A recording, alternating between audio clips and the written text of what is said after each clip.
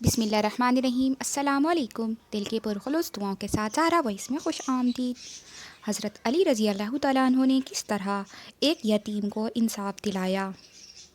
سامعین، حضرت عمر رضی اللہ تعالیٰ عنہ کے دور میں یہ واقعہ پیش آیا جسے حضرت علی رضی اللہ تعالیٰ عنہ نے اپنی روحانی قوت سے حل فرمایا۔ حضرت عمر کے دور میں جناب ابو عبداللہ انصاری نے وفات پائی۔ آپ نے اپنے پیچھے 80,000 دینار اور ایک 3 برس کا لڑکا چھوڑا۔ آپ کی بیوی نے آپ کے انتقال کے کچھ عرصے بعد دوسری شادی کر لی۔ اس طرح وقت گزرتا گیا، بچہ بھی پہلے سے سنبھل چکا تھا، اپنے اچھے برے کی تمیز رکھتا تھا۔ ایک دن اس نے دیکھا کہ وہ اپنے باپ کے چھوڑے ہوئے مال میں سے اس کی ماں اپنے شوہر کو کچھ درہم دے رہی ہے۔ لڑکے نے جب ماں کی یہ حرکت دیکھی تو اس نے اپنی ماں سے احتجاج کیا۔ عورت نے اس وقت تو کچھ نہ کہا، مگر دل میں سوچا کہ اس کا بھی سے یہ حال ہے تو پتہ نہیں آگے چل کر یہ کیا کچھ کرے جس سے میری زندگی تلخ نہ ہو جائے۔ اس نے اپنے موجودہ شوہر کے ساتھ مل کر یہ بات مشہور کر دی کہ یہ میرا بیٹا نہیں ہے بلکہ ابو عبداللہ انصاری کا زر خرید غلام ہے۔ بچے کی شفقت و محبت سے پرورش کی تھی، جس کی وجہ سے یہ لڑکا اس غلط فہمی کا شکار ہو گیا کہ میں اس کی سگی ماں ہوں۔ جب اس لڑکے نے اپنی سگی ماں سے یہ کلام سنا تو اسے بہت دکھ ہوا، جس کی فریاد اس نے حضرت عمر کے دربار میں پیش کی۔ امیر المومنین، مجھے میری ماں سے میرا حق دلایا جائے۔ میری ماں مرحوم باپ کی رقم کو آہستہ آہستہ اپنے شوہر پر خرچ کر رہی ہے، اس لیے مجھے میری ماں سے میرا حق دلایا جائے۔ جب ماں کو اس کی اطلاع ملی تو اس نے چند لوگوں کو دولت کا لالچ دے کر جھوٹی گواہی کے لیے تیار کیا۔ اس کی ماں حضرت عمر کے دربار میں پیش ہوئی۔ حضرت عمر رضی اللہ تعالیٰ عنہ نے اس کی ماں سے کہا کہ تو اپنے بیٹے کا حق کیوں نہیں دیتی؟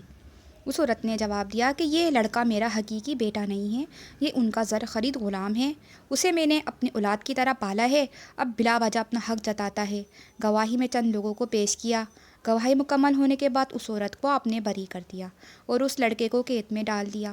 چند ہی دنوں میں یہ لڑکا قید میں بہت کمزور ہو گیا۔ ایک دن قید خانے کے محافظ سے اس نے نہایت عاجزی کے ساتھ درخواست کی کہ میرا اس قید خانے میں دم گھٹتا ہے، خدا کے لیے مجھے کچھ دیر کے لیے باہر نکال دے تاکہ میں تازہ ہوا لے سکوں۔ اس محافظ کو اس لڑکے پر ترس آیا اور اس نے اس لڑکے کو کچھ دیر کے لیے باہر نکال دیا۔ لڑکا قید خانے سے باہر سر جھکائے نہایت حسرت و مایوسی کے عالم میں بیٹھا تھا کہ اتفاق سے حضرت عمر کے صاحبزادے کا گزر ہوا۔ انہوں نے جب اس لڑکے کی یہ حالت دیکھی تو ترس کھا کر اس سے پوچھا، کیا بات ہے جو تم اس قید خانے میں اس پریشانی کی حالت میں بیٹھے ہو؟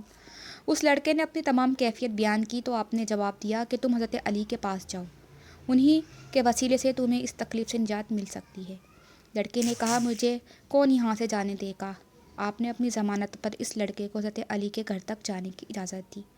لڑکا گرتا پڑتا حضرت علی کی خدمت میں حاضر ہوا۔ حضرت علی نے جب اس لڑکے کو اس حالت میں دیکھا تو نہایت شفقت و محبت سے پیش آئے، اسے نہلا دھلا کر صاف ستھرے کپڑے پہنائے، فرمایا کہ گھبراؤ نہیں، خدا تمہیں تمہارا حق ضرور دلائے گا۔ اس لڑکے نے جناب کو اپنی تمام تفصیلات سے آگاہ کیا۔ آپ اس لڑکے کو ساتھ لے کر دارالشرح لے گئے۔ حضرت عمر بھی موجود تھے۔ آپ نے فرمایا، اس یتیم پر ظلم ہوا ہے۔ حضرت عمر نے گزشتہ کارروائی بیان کی اور مسکرائے اور فرمایا کہ اس کی ماں کو دوبارہ طلب کیا جائے۔ عورت حضرت علی کی خدمت میں حاضر ہوئی۔ اس عورت نے وہی قول دہرایا۔ آپ نے اس عورت سے فرمایا کہ کیا تو سچ سچ نہیں بتائے گی؟ مگر عورت اپنے قول پر پختہ رہی۔ آپ نے فرمایا کہ خدا کے حکم سے ایسا معجزہ ظاہر ہوگا، جو حق ہوگا وہ سب کے سامنے آ جائے گا۔ آپ نے فرمایا، فسد کرنے والے کو بلایا جائے اور ایک تشت طلب کیا۔ جب یہ چیزیں حاضر ہو گئیں تو آپ نے فرمایا کہ لڑکے کے دائیں ہاتھ سے اور عورت کے بائیں سے فسد کریں۔